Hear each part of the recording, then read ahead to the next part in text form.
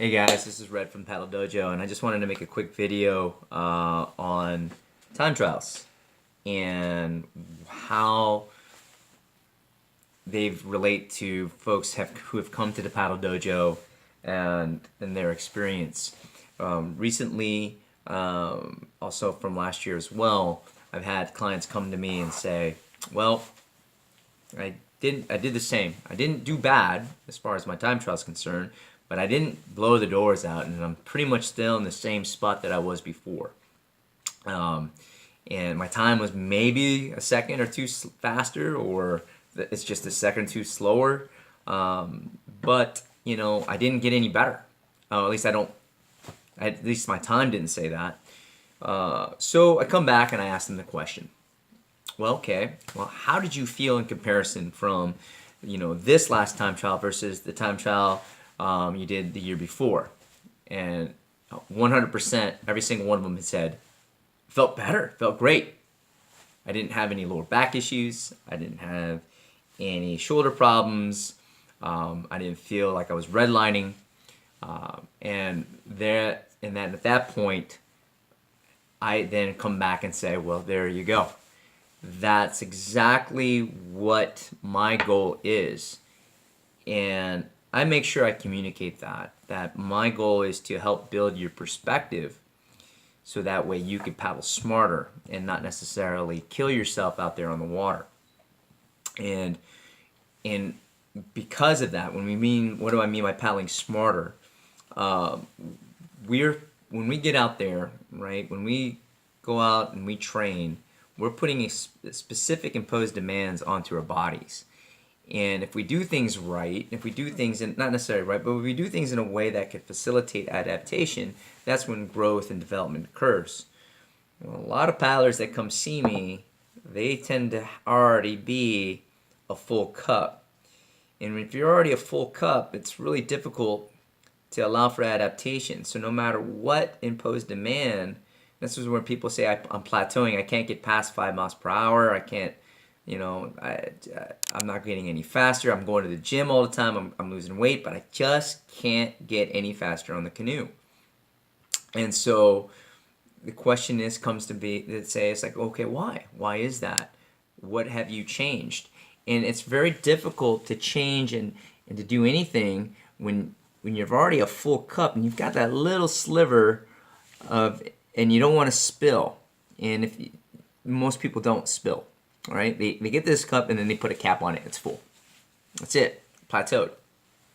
And so this is virtually redlining. When they get to this point, when they're executing all of what they've known, they get to this point, they're max effort. They're max effort. It hurts. Everything is working at 110%, and they're gutting out. Yet they're only doing 5.3 miles per hour on the OC1. So my goal is to not, as a coach, obviously, there's an analogy when it comes to dealing with folks that are already a full cup. There's always a sense of give and take here. My goal is, and I think with any good coach out there's goal is to say, take this and add to it. How can we add to it without spilling, right? Well, simple. We need to build on someone's perspective. And what we do is, by building perspective, what we've done now, what we're doing is we're now, I'm spilling a little bit. Now we're allowing for growth. Now, this is why when I say, well, why didn't you get any faster, but it felt better, it's because now you're no longer plateauing, you're no longer redlining.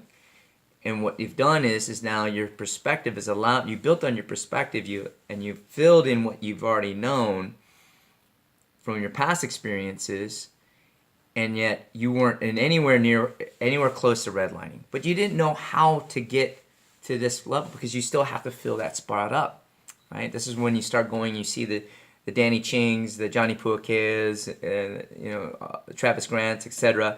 When they do out those clinics, and then when you go see, you go see Danny Ching, and then okay, great. You go see Travis Grant. You see Johnny Puakea, right?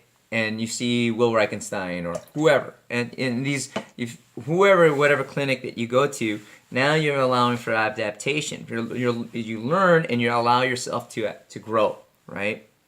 And so when those imposed demands are put onto you, you'll have a better perspective to allow yourself to adapt, to grow, right? And with adaptation, there comes development and growth. And with growth and development comes speed, right? What your averages were probably at one point, someone who is this little guy probably was only 4 miles per hour, just not doing anything as far as power is concerned. And this guy here or gal here, this paddler here, is maybe 5 miles per hour.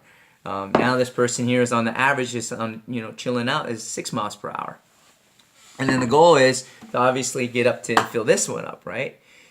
And so here's to give you some perspective. And you go see someone like Danny Ching. This is them. They got this, and they're not full yet, right? They're probably right here, right? Probably bigger than a 5-gallon deal. But imagine if you didn't have any, if you could, you're this person, and Danny puts all his knowledge in there. There's only so much you're going to be able to absorb, right? Well, you're better off being this paddler versus this paddler, right? So, and at the same time, having an understanding of that, if you're no longer full, if you have room for growth, knowing those things that you could take away from when you see these phenomenal athletes or coaches, and if you come down and you check out the paddle dojo, you have that room for growth, right? You have that room, and when I see when individuals have room for growth, they also have the wherewithal to ask the questions, and questions are huge, right? Because no one person interprets things the same way, and with paddling and learning something new, it's like paddling's like learning a language.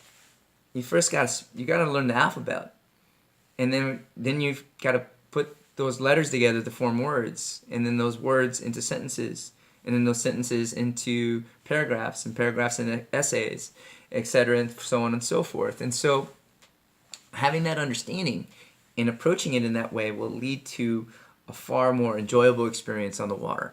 And where, just the other day I was in a canoe with some pretty great paddlers, and I made a quote that, "Oh, hey, coach just was talking to you." He said, we just put it out there and say, "I don't want to see any of this sissy stuff with this, not using that top hand."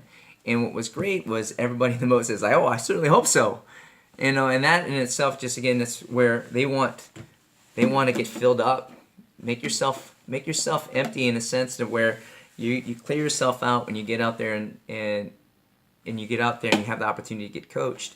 Make yourself empty, or allow for room for growth.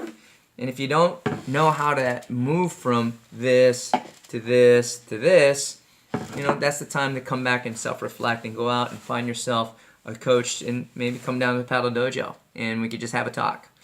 Sometimes just maybe take a step back and ask yourself, why am I not improving? That self-reflection, just taking a moment of self-reflection is always a great way to come back and maybe moving from this to here on your own, or this to this on your own, right? And then you go find a coach to help fill those cups up. So just wanted to put that out there for folks, that if you're feeling a little bit of frustration on your time trial, don't allow that to get you down. Just know that maybe at this point that, hey, it's time to move on to a different cup, and you're totally capable to do that. The human mind is an amazing thing. If you have any questions, please feel free to hit me up. I love it when you guys hit me up and challenge me. It allows me to think, and it allows me to work on myself to try to maybe one day, be from this to this. Just like yourself, I'm just a paddler who wants to get better. So feel free to hit me up on the comments or a direct message, and I'll see you guys on the water. Cheers.